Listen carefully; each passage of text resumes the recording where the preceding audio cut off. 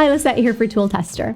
A few weeks ago, we reached out to find out what you're struggling with when it comes to website creation. We were thrilled when we got so many questions. So in this video, we're going to answer 4 of these questions, which we thought would be the most useful across the board. Now, of course, as always, you can ask your own question in the comments section of this video. Also, you can find helpful resources in the description.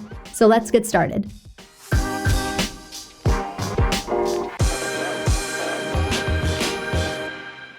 Our first question is, how can we change our site without hurting what we've built so far?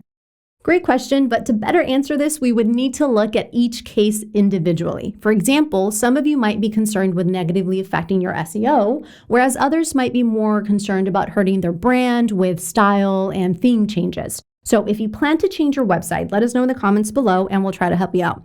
What we can tell you is that in terms of execution, this will largely depend on your website builder or CMS. For instance, with WordPress, it's easy to change the theme of your website while keeping the content intact. It requires just a few clicks actually, but this is not possible with Wix. If you want another template, you have to start from scratch. A caveat here is that some providers will make your life a little bit easier by allowing you to import your old website to a new platform. For instance, you can import WordPress blog posts to Wix.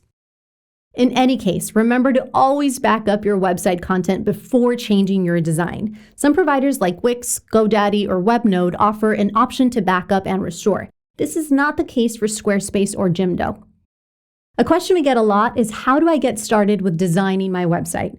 Whether you have a personal or professional website, you want to make a great first impression. So here are some tips.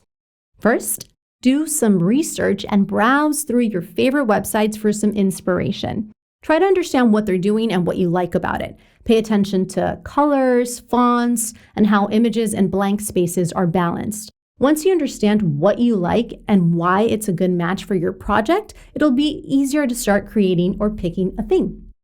Another tip, before you start playing around with design, think about the content you want to display and define all the pages you need. That is, homepage, contact page, blog, etc. Summarize content as much as you can. Try to keep it simple and avoid big chunks of text and endless scrolling. Remember that the homepage is extra important as it is the first impression. Also, embrace minimalism and consistency. Use a few high-quality images and the same color scheme and font structure throughout your whole site. Typically, you shouldn't use more than 2 fonts. Pick one primary color and try to find 3 complementary colors that contrast well with each other to improve the reading experience overall. One tool we love is Cooler's Color Picker, which lets you quickly generate aesthetically pleasing color palettes.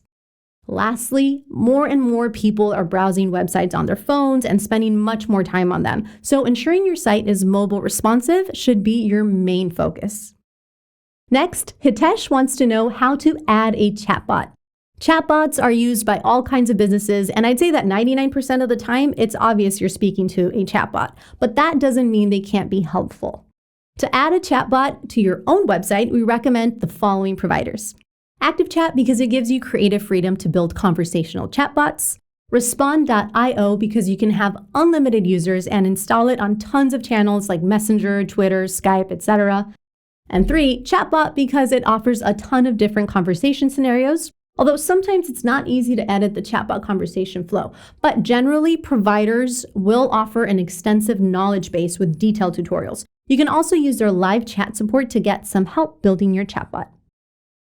Finally, Lexi asks, how do I entice folks to buy?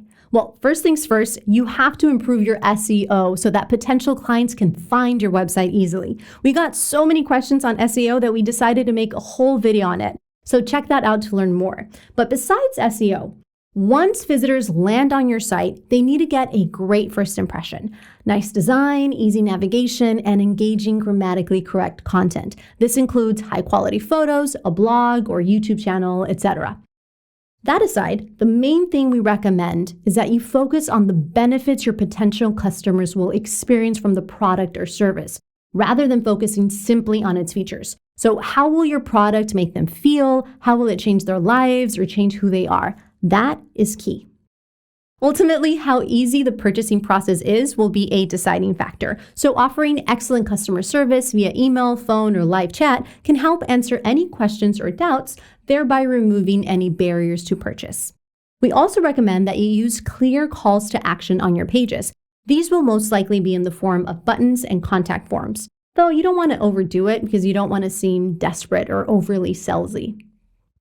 Now, outside of your website, email marketing is one of the best ways to get people to buy, especially existing customers and those who have visited your site but haven't pulled the trigger yet. To get people to sign up for your marketing list, offer them a free goodie, like an ebook, results to a quiz, or a discount code, and then send them periodic emails with great content and promotions.